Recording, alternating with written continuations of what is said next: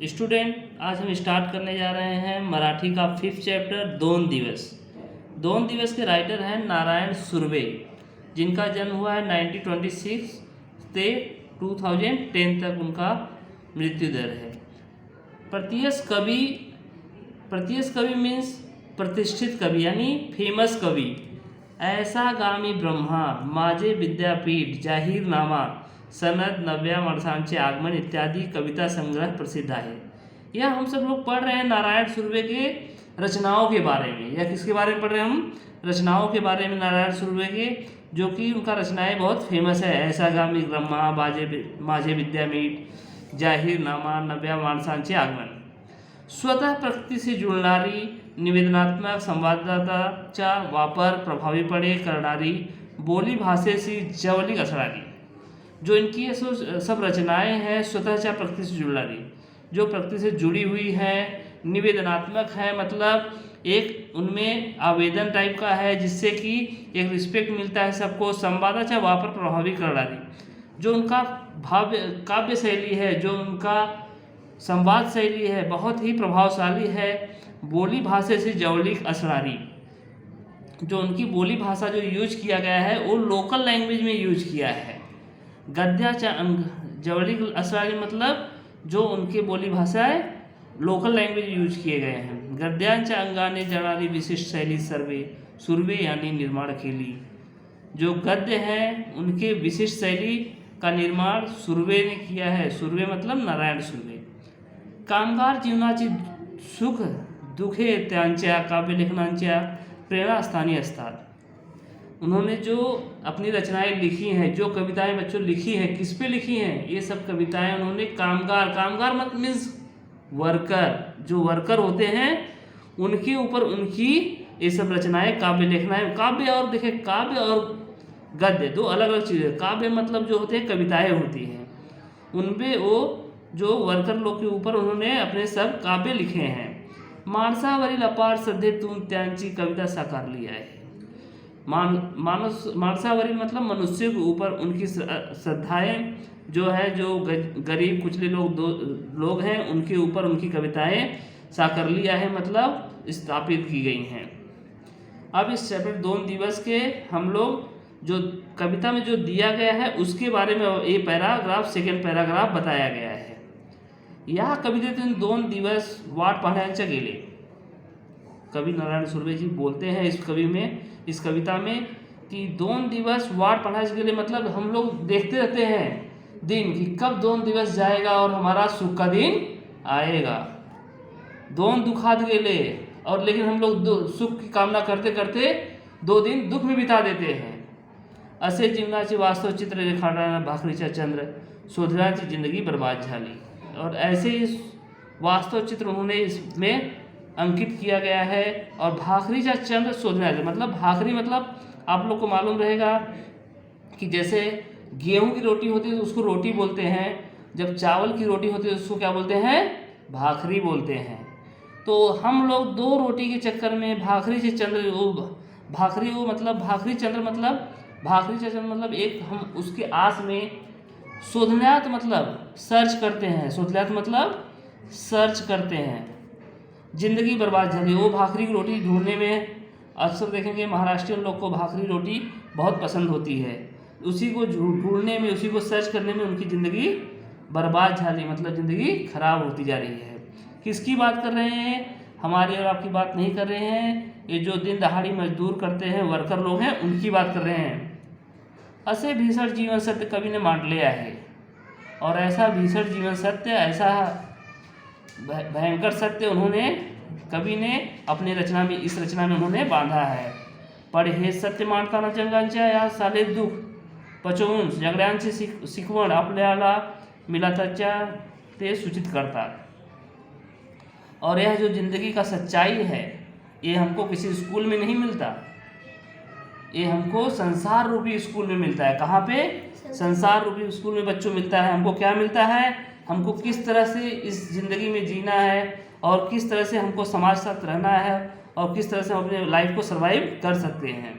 अब हम आ जाते हैं पोएम पे। तो पोएम में नारायण सुर्वे जी ने पहले बोला है बच्चों, देखो पहले 2 दिवस वाट पाहण्यात गेले, 2 दुखात गेले।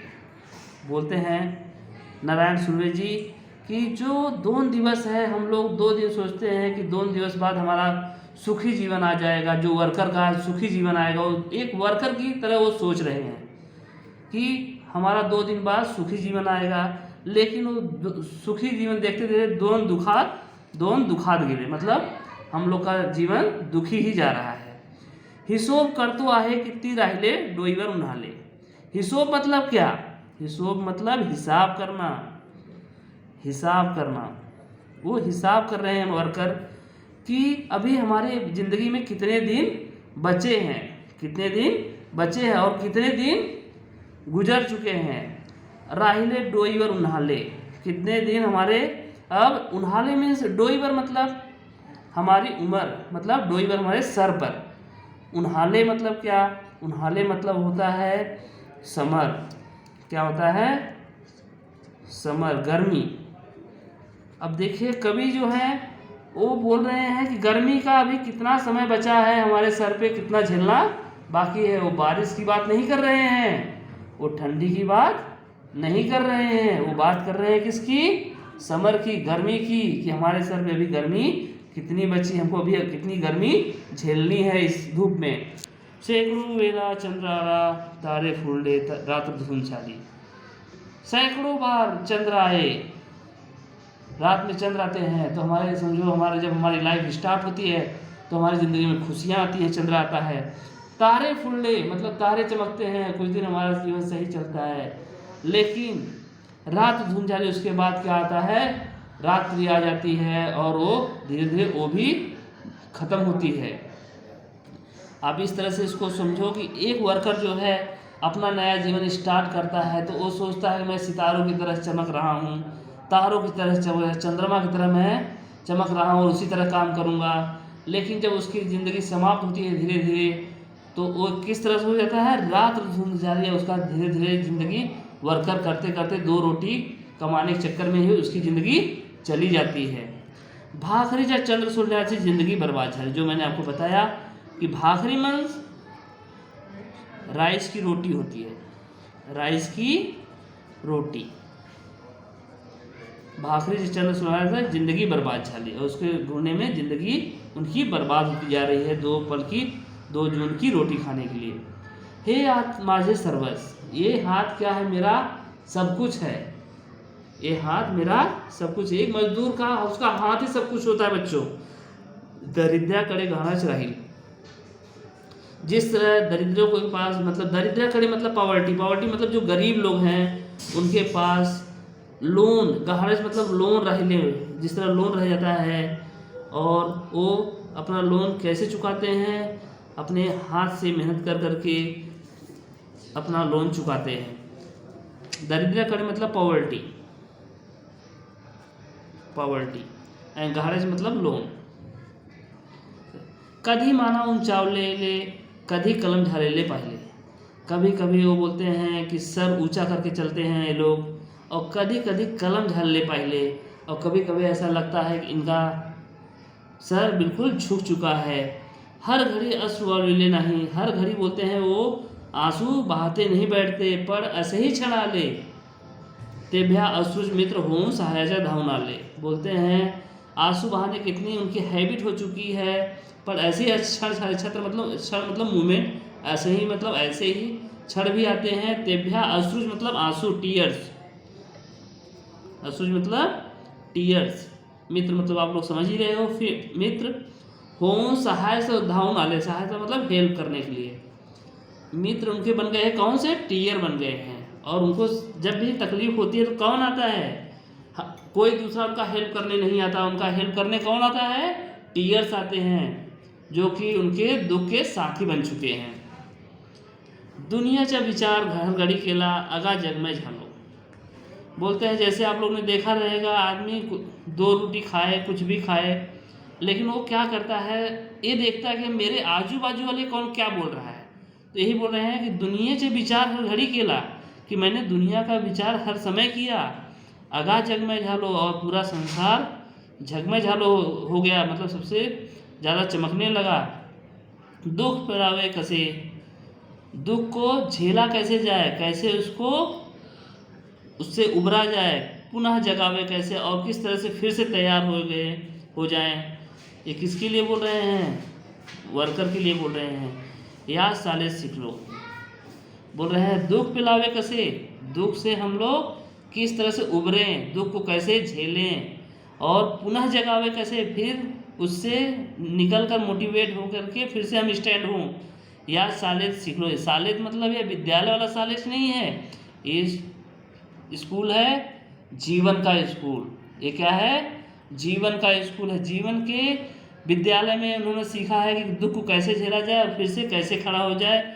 और झोत भट्टी सेकावे पुलाद तसे, झोत भट्टी सेकावे पुलाद तसे, आयु से छान सेक ले।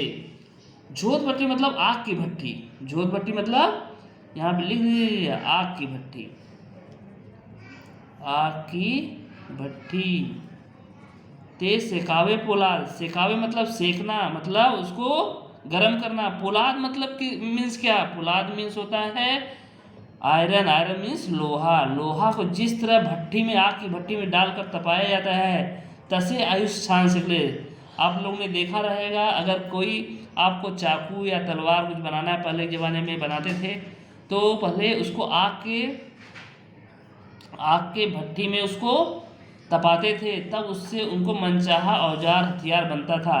उसी प्रकार बोल रहे हैं कि अगर अपनी ज़िंदगी को उनको सही करना है, सुधारना है, आयुष से छान सेक ले, उनको उसमें छन के फिल्टर होके आना पड़ेगा।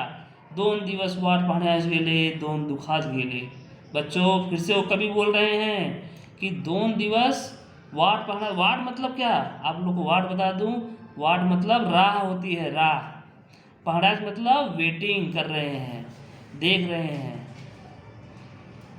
हैं कि 2 दिवस कब हमारा राह हम देख रहे हैं कि 2 दिवस हमारा कब खुशी वाला आएगा। 2 दुखात गेले, और 2 दिन हमारा दुख में चला जा रहा है। यह कविता श्री नारायण सुर्वे द्वारा किया गया है। दुखात मतलब सैड। तो इस तरह से यह 2 दिवस हमारा चैप्टर कंप्लीट हो गया। अगर आपको ये वीडियो अच्छी लगे तो सब्सक्राइब करिए और फ्रेंड को शेयर करिए। Thank you.